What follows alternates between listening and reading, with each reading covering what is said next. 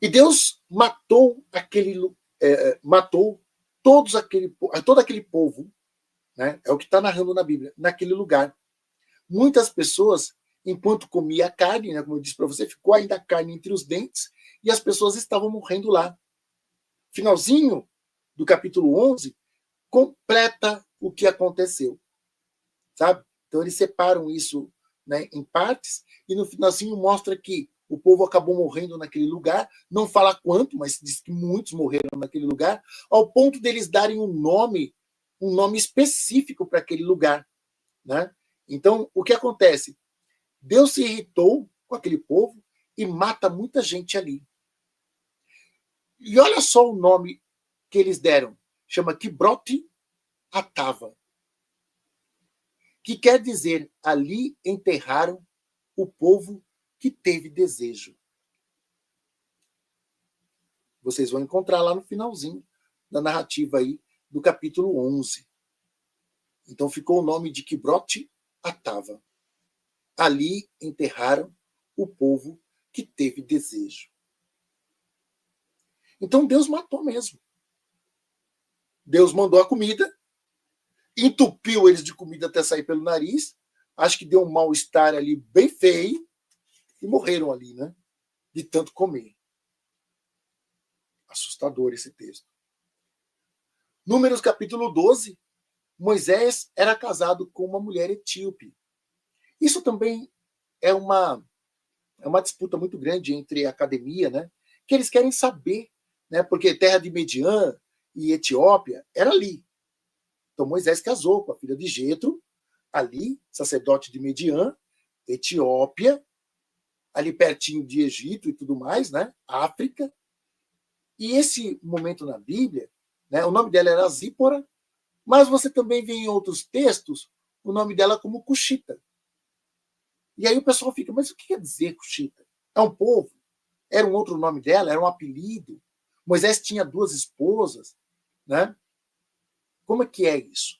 Então isso é uma discussão entre aí os estudiosos sobre o assunto, né? Mas o que aconteceu? A Miriam e o Arão começaram a fazer uma piadinha ali, porque Moisés não casou com uma israelita. Ele casou com uma etíope. E Deus ficou sabendo disso. Moisés pega os dois, leva lá na frente do altar. Deus chega lá, come o toco deles, que eles não deveriam fazer aquilo. E eles, né, Arão ele acaba escapando, né? Acho que era um protegidinho de Deus, né? Porque Arão está sempre no meio dos rolos, né? Na hora de construir lá o bezerro de ouro, estava Arão lá fazendo, né? Na hora de falar mal da mulher do irmão, estava lá ele também, junto com Miriam. Só que Deus castiga somente Miriam.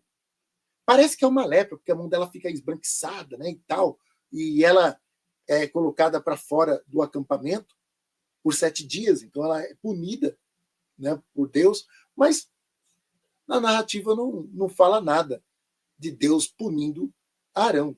Só chamou a atenção deles, bem chamada mesmo assim, e eles acabaram, né, passando por esse vexame. E Moisés segue ali com a vida dele. Então é um texto bem interessante, né, para vocês darem uma lida. E mais uma vez Deus fica irritado, né? E quando essa mão esbranquiçada, muitas das vezes foi associada com uma lepra também, né? Eles não tinham conhecimento desse tipo de doença com esse nome, né? Mas era o que mais acontecia ali. Muito bem. Números capítulo 13, Deus, né, ele mais uma vez ali está junto do povo,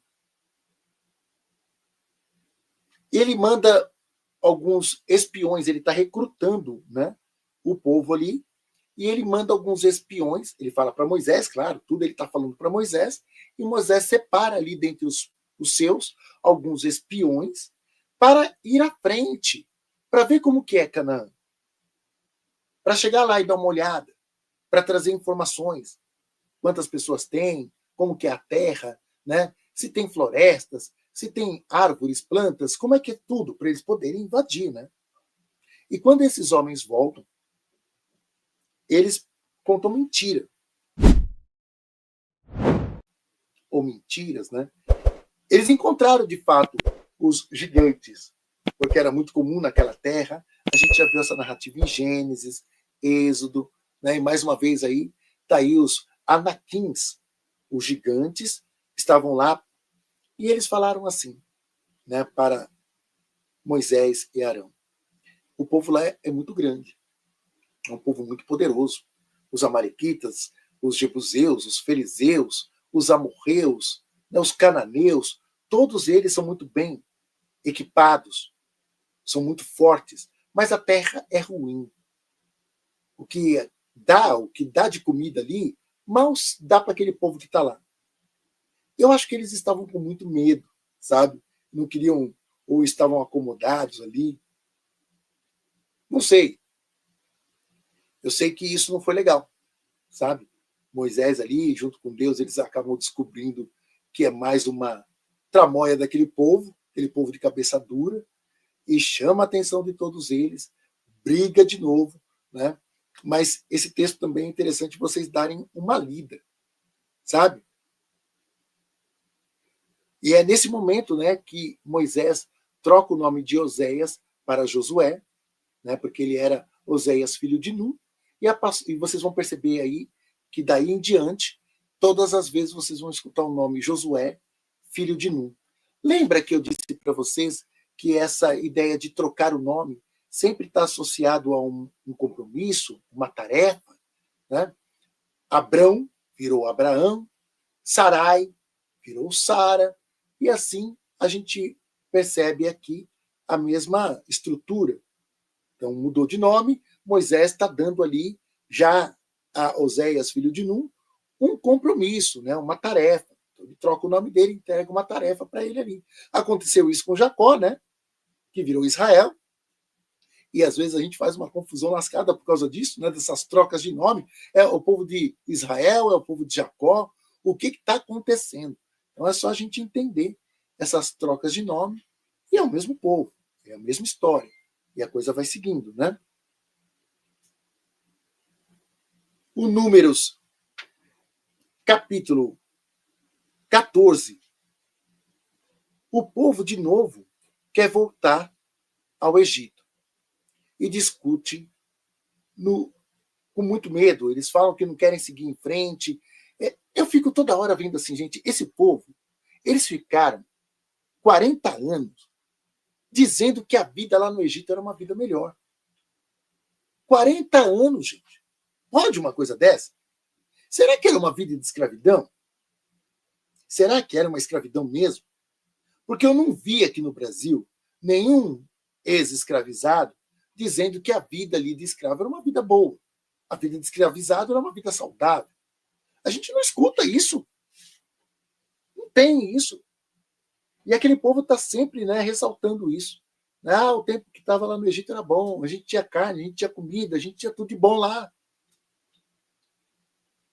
E o interessante, gente, que toda essa reclamação do povo só irritava Deus. E cada hora que o povo fazia isso, Deus matava um pouco.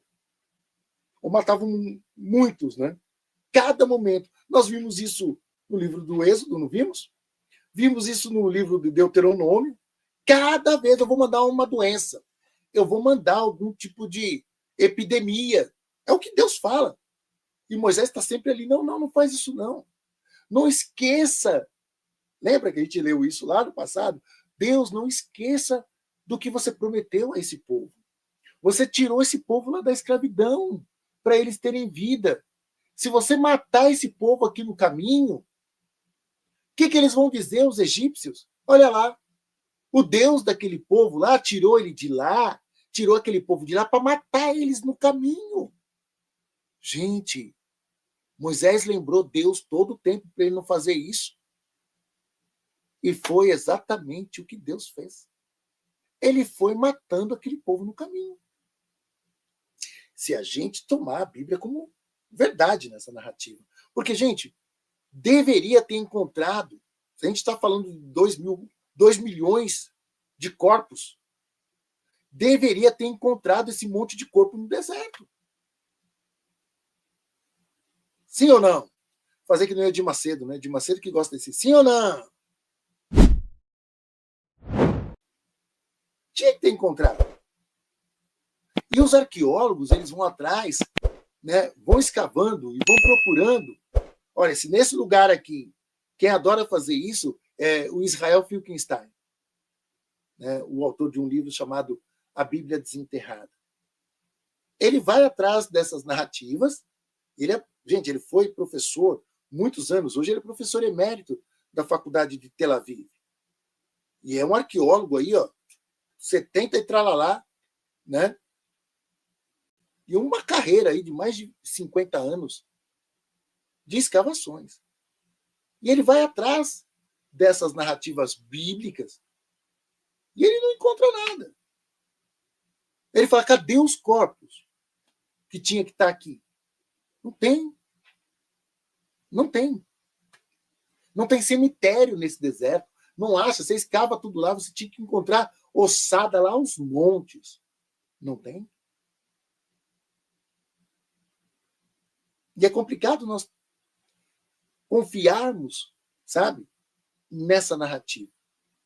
É muito complicado. E ao mesmo tempo assustador, né? Porque olha só, né? Tá aí, o povo de novo reclama.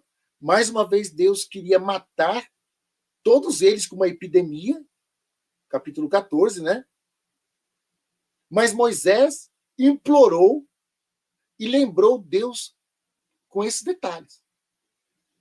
Sabe, como eu narrei para você. Se você fizer isso, Deus, o povo vai falar que você tirou eles de lá para matar no caminho.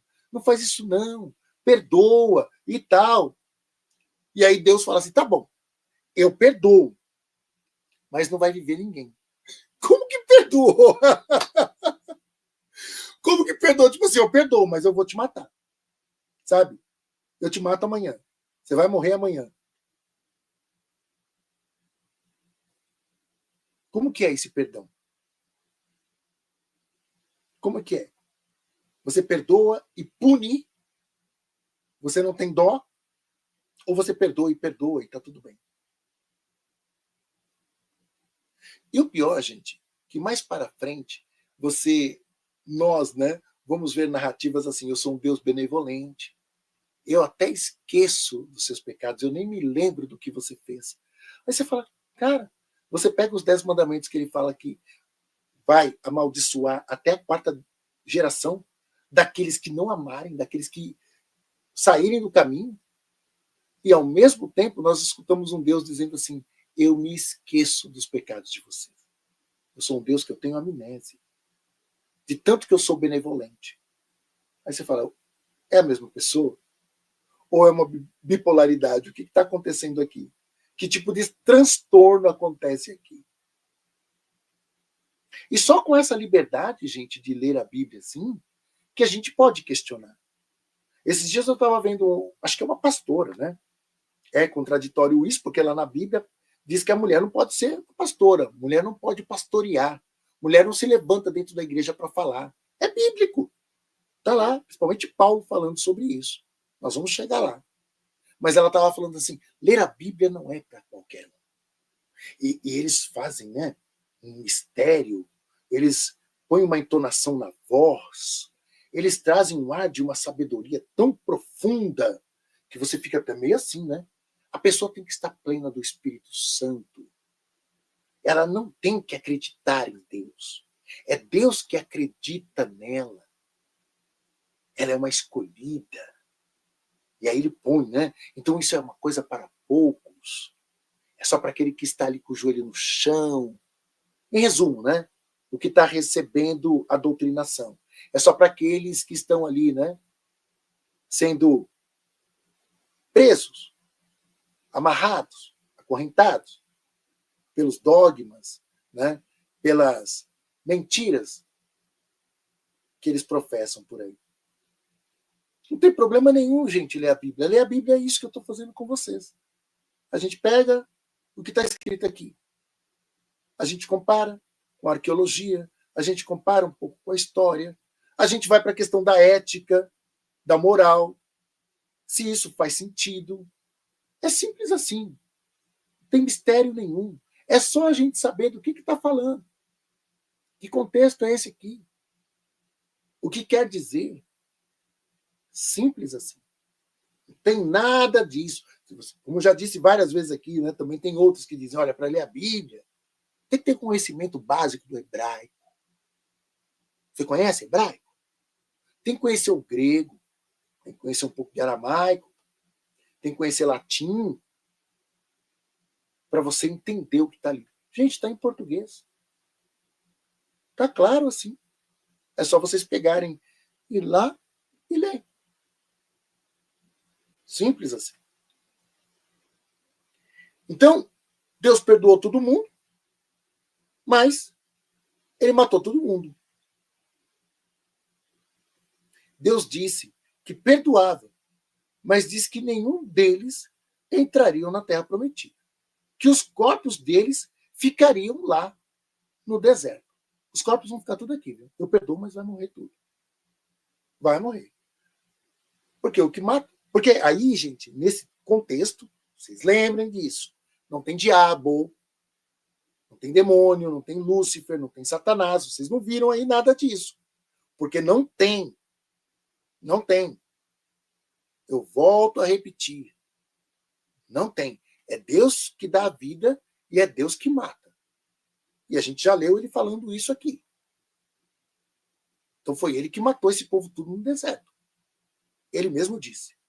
Está na Bíblia. E se vocês tiverem a curiosidade, que chegaram aqui agora, dá uma olhada. Hoje nós estamos na 12ª aula, né? Então dá uma olhadinha mais para trás ali, que está tudo aí, gente. Para vocês lerem, pesquisarem, tomarem nota, né? E assim segue.